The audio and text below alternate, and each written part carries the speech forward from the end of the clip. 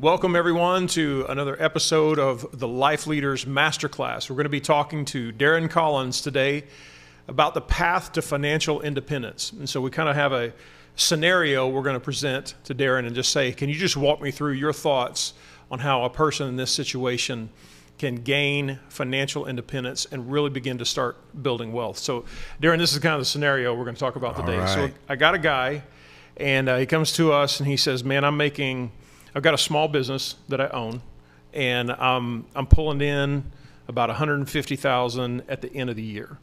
And I really, we're doing good, we're putting money up, but I really want to accelerate that and begin to actually build wealth. So what comes to mind when you're coaching somebody like that? Well, the first thing is this, and I do this with everyone, right?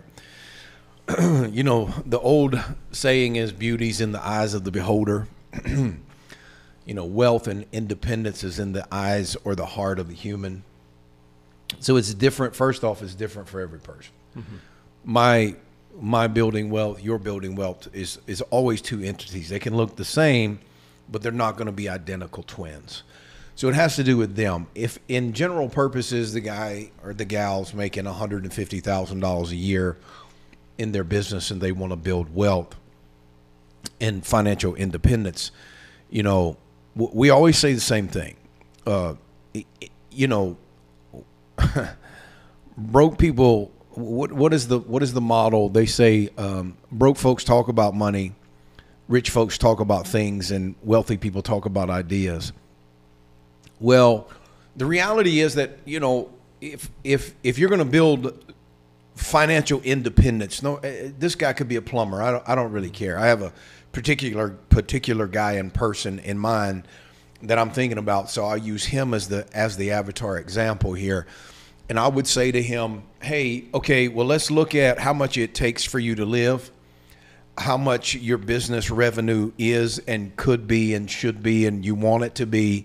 And then when you talk about wealth building and financial freedom or financial independence, how do we get you from here to there, and what are the steps in that model? So, you know, depending on age, if Phil is 25 years old making 150, it's 100% different than if he's 55 years old making 150.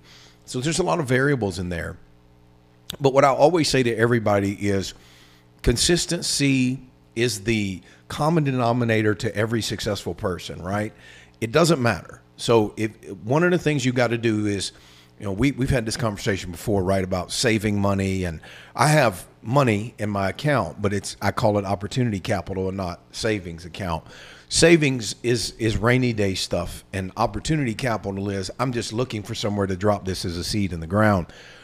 So this guy that's making $150,000 a year, if he's 25, we'll put him on a plan to go, well, let's take your living costs down to a massive cost of $100,000, and let's take half of that capital of $50,000, because at 25, if you can't live on $100,000, and we probably got other problems we need to discuss.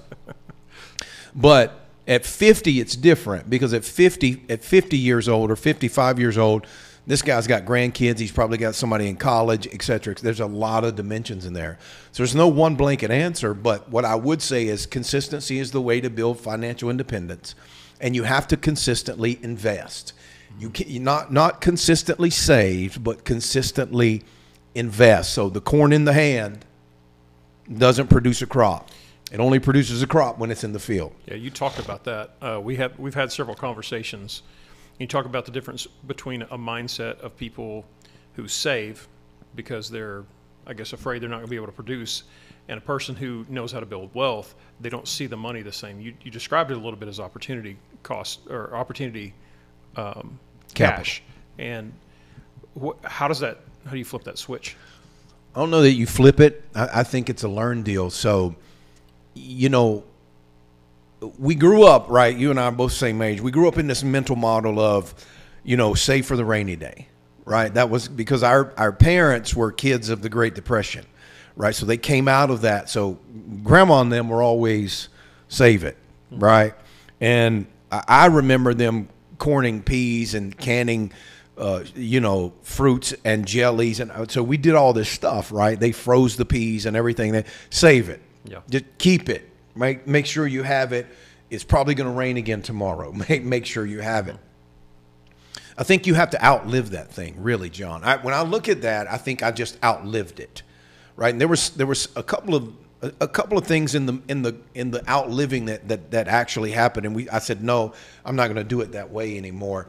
But you just have to outlive it, and the way to outlive it is to learn different stuff. Mm-hmm. So one of the things that I've done is acceleration by association, and I've always tried to surround myself with bigger than me people that make more money than me, more successful than I am, whatever the case may be. I align myself with those kinds of people so that I can gather what they do and how they do it. And then number one is why they do it. Like why do you think like that? So as I did that over the years, it kind of flipped the switch. Mm-hmm. And then when you live it for a little while, you go, well, that just makes more sense, right? So I don't have any savings accounts at all. I don't even like anything tagged as a savings account. That'll make my soul upset right there. I have opportunity capital accounts that I just sit there and go, I just let it wait for the right opportunity. But everybody's in a different category. So I coach people in different tranches, if you will. Mm-hmm. The person that's coming out of brokenness, and I'm just trying to get my feet off the ground. I'm just trying to get $5,000. Total different deal. The person who has $100,000, quote unquote, saved, and they're not investing, now we got a whole different problem. Because the one person is just trying to get their feet up under them and say, well, I just need to get $5,000 and then I will invest. Mm-hmm. And the second person is they have this mental model of there's never enough because I never know when I'm not going to be able to produce again. And this is the real root. So the real root of savers, if you will, right? When there's perpetual savings and perpetual waiting for the rain to come, perpetual waiting for the disaster, there's a mental model inside that says to them that I don't believe in me enough, that I can produce what it takes. If I lost this 100 grand or 10,000, whatever it is, if I lost it, that I could actually reproduce it again. You talk about overcoming an internal deal. It's very much an internal gig. Wealth comes from money comes from the inside out. It's not an external deal, right? So it doesn't make a lot of sense to a lot of people. No, it feels like it comes from a job and all these other things. No, but it doesn't. So here's an example. Somebody says money comes from my job. No, it doesn't. Okay, explain. Well, how much do you get paid, Phil? $25 an hour. No, you don't. No, I do, man. I get paid $25 an hour. No, you don't get paid by the hour. Well, no, I promise I do. I get paid every hour I'm in the job. I get paid $25. That's not true. You get paid for the value that you can produce in that allotted time. But if you're at home and don't show up, they don't just pay you the $25. Mm-hmm. Yeah. Right?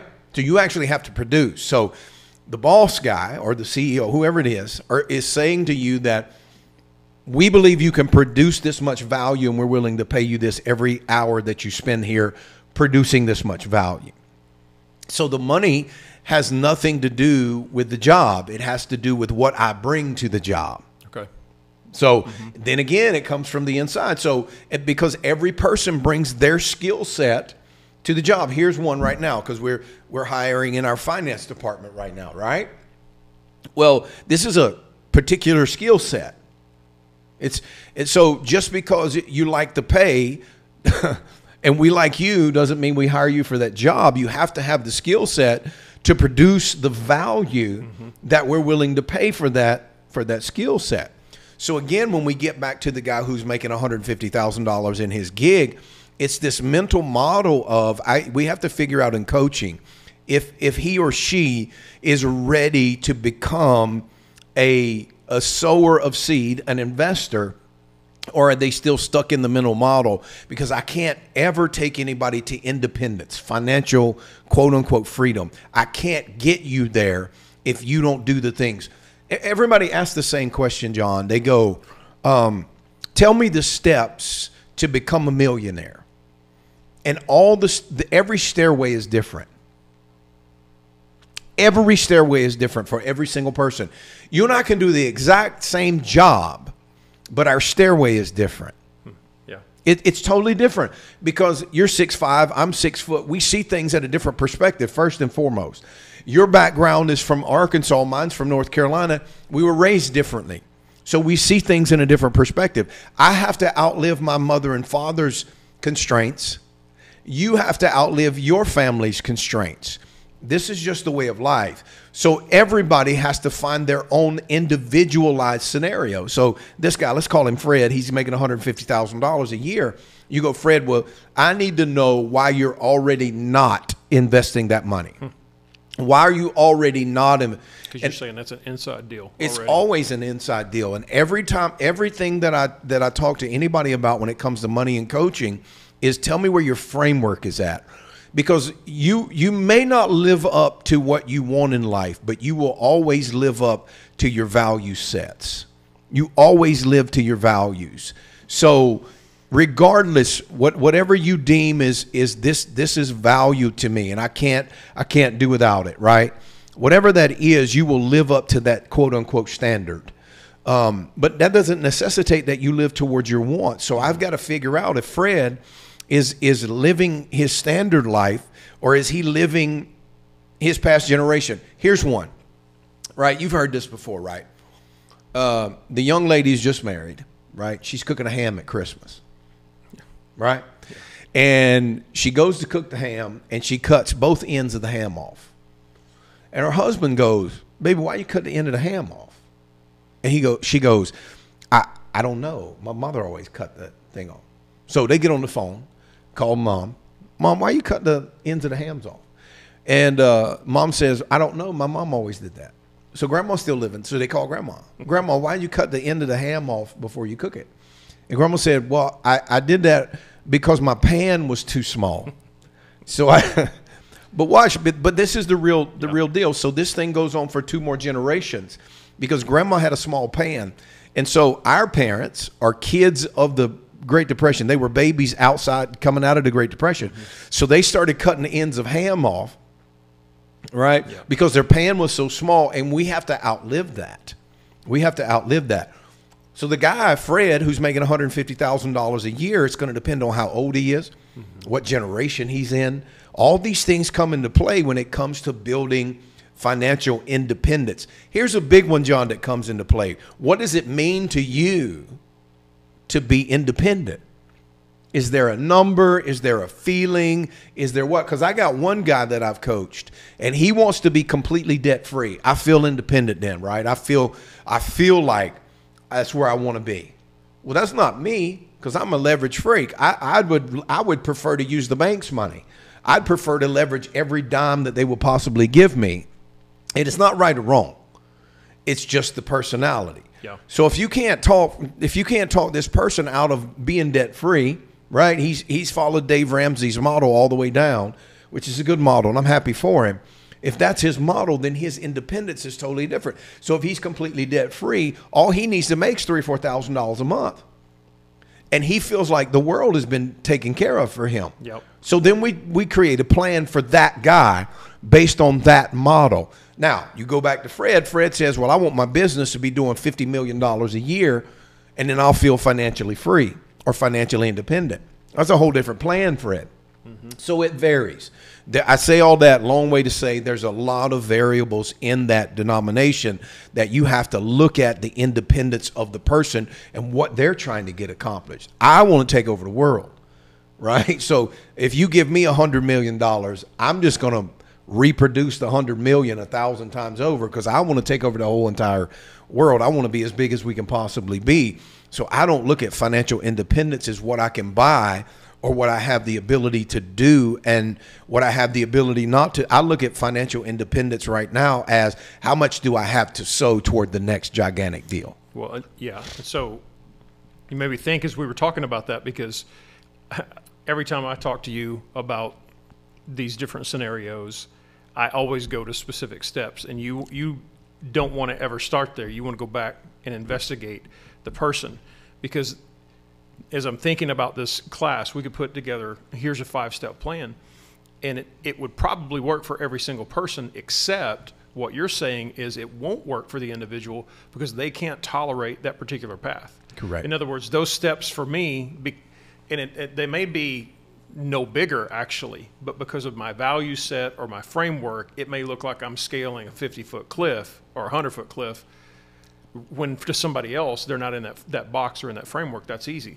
Likewise, you can develop a completely different scenario and a different plan for that person and build wealth for them, and they're like, this works for me. Yeah, 100%. So there's a few basics, right? Consistency. Mm-hmm. Don't live above your means, right? Consistently invest. Don't live above your means. And Mom and them said, stay in the yard. That's what Mom always told me. Stay in the yard. Stay in the yard. And our yard was bigger the older we got. Listen, our yard was bigger the older we got, but she never changed her language with that. So it was the street, and then I got a little bit older, and it was all the way down to my grandmother's house. So, but Mama would always say, stay in the yard. Stay in the yard, right? Stay in the yard. So it's the same. That's what I would say. Be consistent. Don't overspend, and stay in the yard. Now, the one thing that I would say to every person trying to build financial independence is be with people that are bigger than you. You've got to get with other people. You can't stay, if you grew up broke and you hang around broke people all the time, this is still your quote unquote classification of friends, then there's a really good chance you're always going to be broke. So you've got to get around those other people, because it's the Bible says iron sharpens iron, right?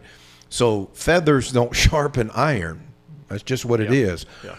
And so for us, we want to put our lives in not only introspection, where I look at my own self, but also oversight brings insight. So I want people above me and around me that can look at me and go, hey, Darren, that right there doesn't really look good. So I've always surrounded myself with those kinds of people. And so if you're making $150,000, let's hang out with some folks.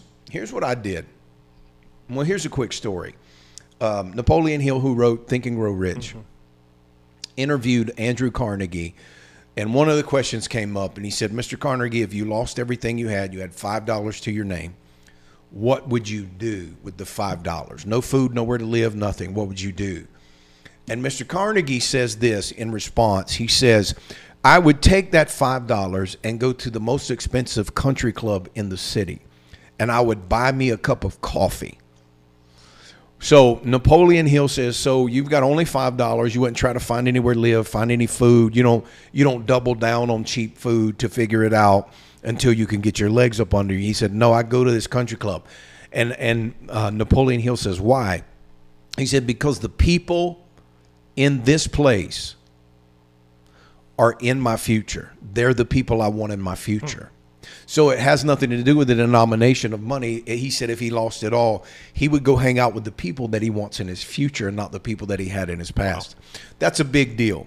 So because, acceleration by association, the people you hang around, they change your mindset. They think in richer people, wealthier people think in different terms than non-wealthy people. It's just, it is what it is. Yeah. I live at a level of millions, right? But there are people in tens and hundreds of millions that they don't think the way I think. So my job, I need to get in the same room with these folks so that I can just pick up something, right? I had the meeting this week with a guy in my office, right? I mean, he's into, his deals are $20, $30 million deals. And he's in the, pushing the envelope as hard as he can. And one little nugget that he gave to me changed the whole outlook of what I was trying to get accomplished. Because they think in different terms, right? Your little kid, when she's 2, she draws a picture of the world and brings it to you. Says, Daddy, how does this look? Your response is, babe, that's the best thing I've ever seen in my life, right? That's you're going to be a phenomenal artist. If that picture still looks the same when she's 25, we have a problem. Yeah. Somewhere down the road, we had some arrested development, and we need to look into things, right? Well, most of us in our financial life, we still think like grandma thought, where she cut the 2 ends of the ham off, and my mother and father thought about money. And we never put anybody else in our landscape so that we can go, well, look, I'm going to stay in my yard, but I want to know who's at the very edge of my street. Yeah. I want to get right on the edge of my yard and associate with these folks, because you start to figure out it's not that far away from 150,000 to 300,000. It's not that far away. And then from 300 to 500, 500 to 7 to $1 million, it's not that far down the road. It's just about how you think. So there are a few steps that we can give everybody, right? Like here are a couple of steps. If you do 1, 2, 3, 4, 5, you're gonna have more money on the back of the gate. That's easy. But in order to get your life scheduled for financial independence, we have to analyze the whole. And without analyzing the whole and start to register our personal constraints, we can't get you to where you say you want to be. Because if you could get there, you would already be there. Yeah, we had part of that conversation this last week. We sat down and we looked at my situation and we said, you said if I were you. Right. Well, that's the problem, is that you're not me and I'm not you. And so I have this really detailed plan that we put together and say this is the way you can work it, and this is where you'll be in 5 years. The question is, can I lead myself? Can I become the person that I need to be in order to be able to embrace a plan like that? And if I can't, then there may be an alternate route, or there may be a slower route, but there's no way around the growth process for the individual. Well, there isn't. And the question, can I lead myself? Everybody leads themselves. So the answer is emphatically yes. Like you're the only motivator of your own soul. Nobody else can do that externally. We can inspire each other, but I have to motivate my own self to go forward. So yes, everybody can lead themselves. But the second piece of that is you only know what you know, and you don't know what you don't know. So what you don't know is what you need help with. Because if I do what I know, I'm probably going to have what I have. And it may increase because of, inflation and all these things that just naturally increase, but it doesn't exponentially increase. It doesn't take you from working jobs to independence. So you have to get with people that are independent so that you can understand the mindset of independence, so that you can learn how to think like independents. And then you restructure the plan. But then everybody motivates their own self and they push them forward. So everybody has to lead their own soul into that. But you also cannot figure out something that's outside of your scope.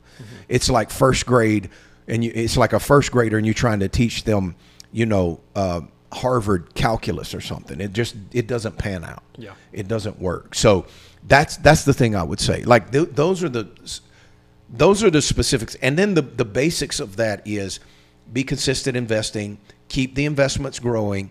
When everything starts to go down, keep investing. When things get scary, keep investing. Whether it's stock market, you invest in real estate, none of that matters as it goes down. I've lived long enough in the game of investing that I've realized if I wouldn't have gotten scared when the market started to tank, I would have been 10x farther than I am today. Because you buy it all the way down. When you talk about stocks, let's do this as an example. I heard Warren Buffett using this. He said, so we find the intrinsic value of a Coca-Cola, for instance. And then when Coca-Cola starts to fall, let's use $40, right? He says $40 the intrinsic value. And it's at 55, right? But we know the intrinsic value is $40. So when that thing starts to fall, he's waiting for it to get close to its intrinsic value that they've deemed as the value of this stock. And he starts buying there, and he keeps buying all the way down. He told the story, I don't know if it was Coke, but he told the story that it hit his buy price. And he bought it all the way down for like $10 or $15 less.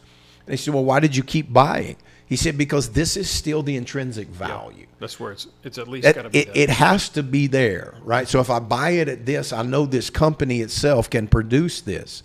So I'm always going to make money. And then every tick of the clock that it goes down, I just keep buying it all the way down.